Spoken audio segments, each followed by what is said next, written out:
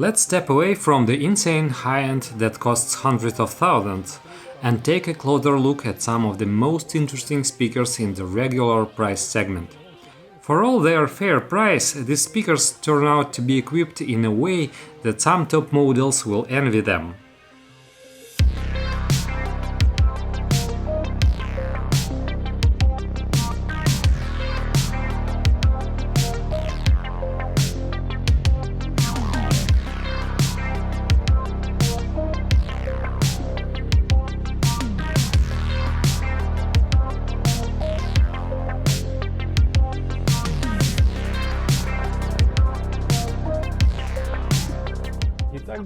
So, the DALI Opticon 6 Mark II is the golden mean in the middle line of the Danish company. There are also the Opticon 1 and 2 bookshelves and the largest Opticon 8 floor standers. All of them already play in a league where high sound quality is more important than economy. After all, this is a classic middle hi-fi segment product. At the same time, the 6s are still quite affordable speakers for the price, and looking at their features, I still don't understand how the Danes managed to offer all this for 3000 per pair.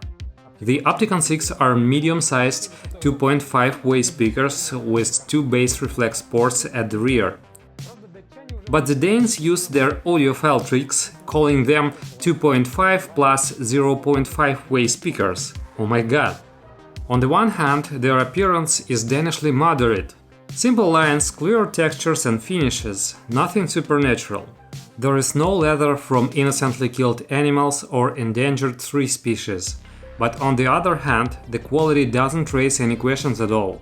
And even in the smallest detail, everything is extremely carefully made and precisely assembled. Look at least at the intricately molded surfaces of the ends of the front panel. Well done! Well, they also did well because they listened to buyers who criticized the first generation for the too bright metal tweeter panel.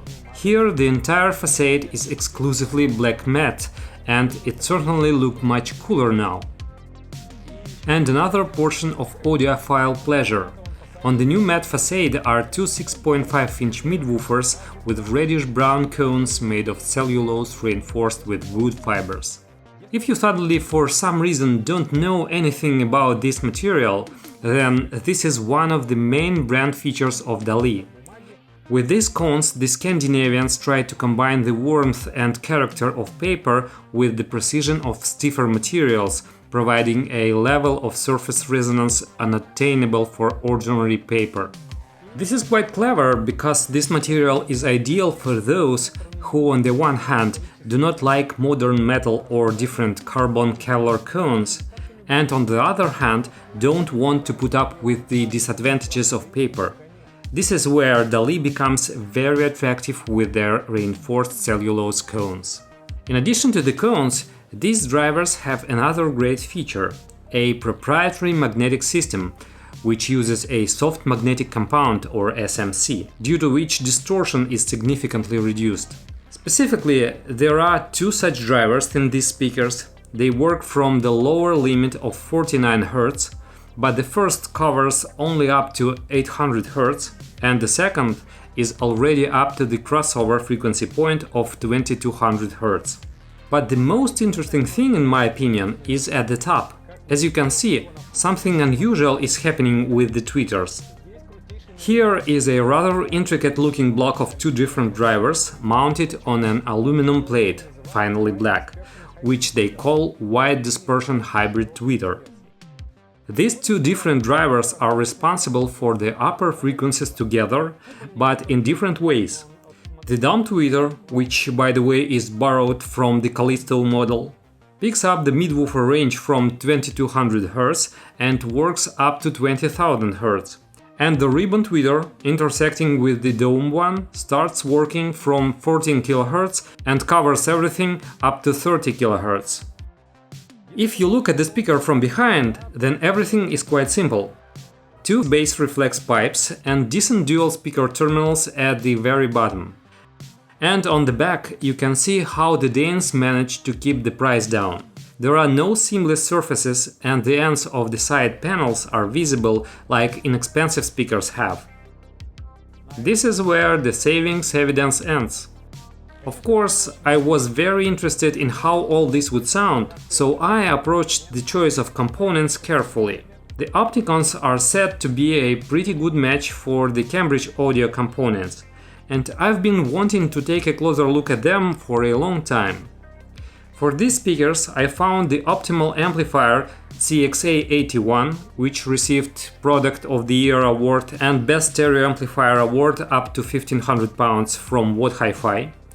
It's a Class AB amplifier with 80 watts per channel, and everything I could possibly need is there. I also choose a CXN digital player as the source, because it has a pretty good DAC, it supports high-res files, it can stream Tidal, and in itself it's the perfect complement to the amplifier.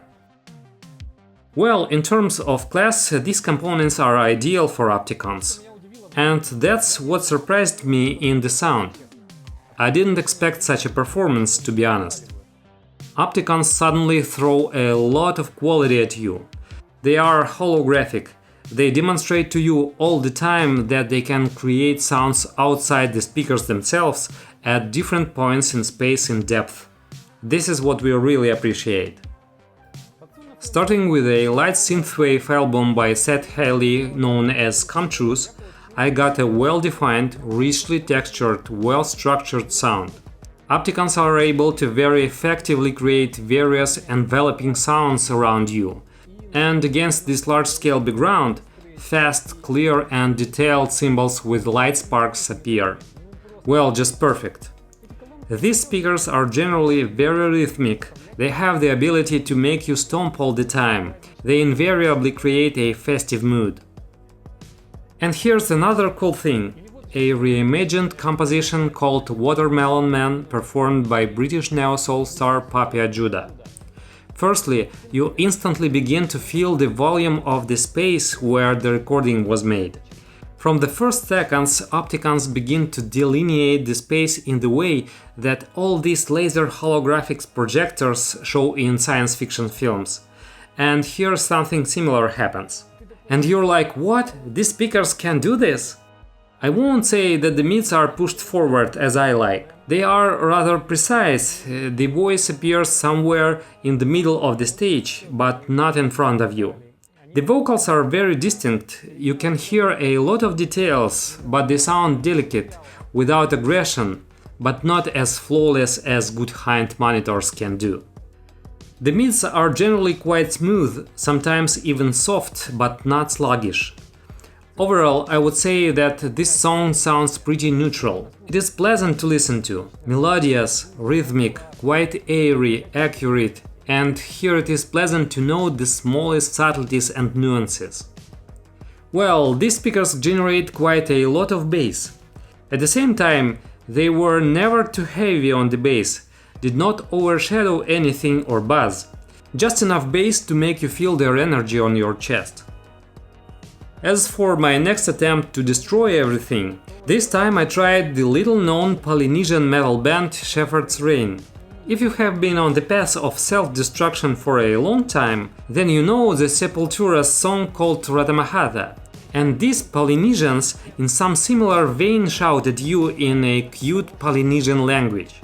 So the Opticons were not scared. Two of their woofers worked here with the tenacity of a jackhammer. And I can say that it's quite fun, and most importantly, they do it easily, largely due to the ability to sound on a large scale and the amount of detail. On such music, it turns out just a wall of sound flies at you. Danish drivers don't get stuck or slowed down. The upper range remains as clear as possible. The low frequencies remain biting, energetic and punchy. But the coolest for me was the composition of the British tuba player Theon Cross named Panda Village. Moses Boyd, a great jazz drummer, and saxophonist and jazz composer Nubia Garcia also took part in this recording. In general, these are the people who are now promoting the British neo-jazz scene. So, that's what I want to say about quality. Opticons create drive and pressure easily, we have already dealt with this. But what I especially want to note is the quality of textures. The tuba sounds extremely full-bodied, natural, with its own unique rumbling. From these speakers you can hear everything in detail. You feel that not the most powerful amplifier controls these cellulose drivers perfectly. The dynamics, details and textures are always excellent. And what else is important to say? Garcia's bright saxophone here doesn't take on more than it should. It is neatly aloof, it doesn't interrupt Theon Cross tuba solo. Here DALI show themselves as an attentive performer. Everything is very accurate, without excessive brightness, which is very common on such jazz things. Musically, dynamically and without ear drilling. Well, what else do you need from good speakers? Yes, if you go around them from behind, it turns out that these are not the most refined speakers in terms of cabinet design. It is what it is. But we don't usually sit behind speakers, do we? Therefore, it's better to look them straight in the face, because everything we need is here. And by the way, there are no props with them at all in terms of placement. No matter how I put them, the scene always remained large-scale and voluminous. They can be rotated slightly back and forth to focus the way you like, but in general they don't require very fine tuning with the angles of rotation. It's pretty easy to place them properly. On the whole, I like these speakers for their honesty. They can do a lot and cope with not the simplest things at a very impressive level. They build large-scale pictures, give a lot of sound, and at the same time do not start to sound strained at high volume levels while you are shaking everyone around with a new metal album. I think that this is exactly the case when you can say that the Opticon 6 Mark II is one of the most cherished combination of price and quality. And I'm sure that the sound quality here is noticeably greater than the price.